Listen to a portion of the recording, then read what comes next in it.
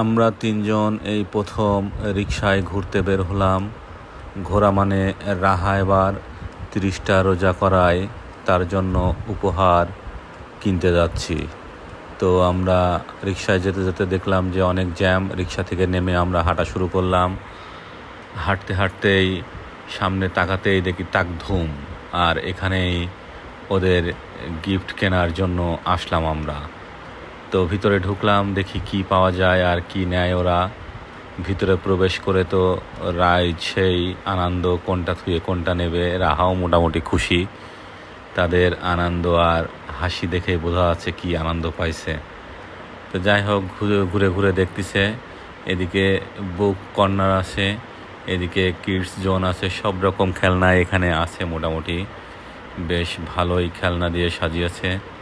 তো রাহা ঘুরে ঘুরে দেখে দেখে শেষ পর্যন্ত তারা পছন্দ করলো খুবই কম দামের দুটি জিনিস। বর্তমানে এই দোকানে সবচেয়ে কম দামি হবে আমার মনে হয়। এই যে তাদের দুজনার দুটো কেনা হয়ে গেছে, এখন তারা সেই খুশি। এখন এটা নিয়ে তারা কি করবে বুঝতে পারছে না। তো আমরা দোকান থেকে বের হয়ে বাসায় চলে আসলাম। এসেই এই রাহা প্রথমে দেখাচ্ছে সে কি কিনেছে। আসলে এটি দেখার জন্য সে খুবই আবেগ আপ্লুত হয়ে আছে। এটি হচ্ছে তার কালার বক্স। সব ধরনের কালার আছে এখানে, 150টি কালার আছে। এটি সে কিনে সে খুবই খুশি। এবার সে 30টা রোজা করায় তাকে এই উপহারটা দেওয়া হলো।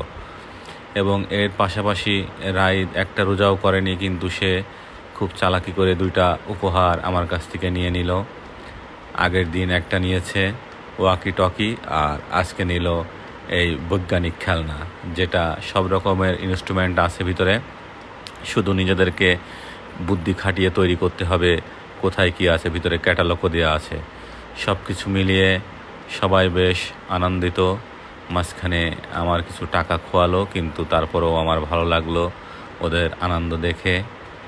আল্লাহ পাক সকল বাচ্চাদেরকে ভালো রাখুক, সুস্থ রাখুক, সুন্দর জীবনযাপন করার তৌফিক দান করুক, সেই দোয়া করে আজকের মতো এখানে শেষ করছি। আল্লাহ হাফেজ।